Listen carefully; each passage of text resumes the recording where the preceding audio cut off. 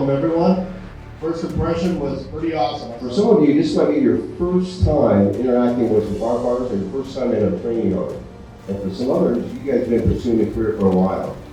It's an educational opportunity for you to enhance your skills and take full advantage of that. And we're looking forward to building that relationship with you.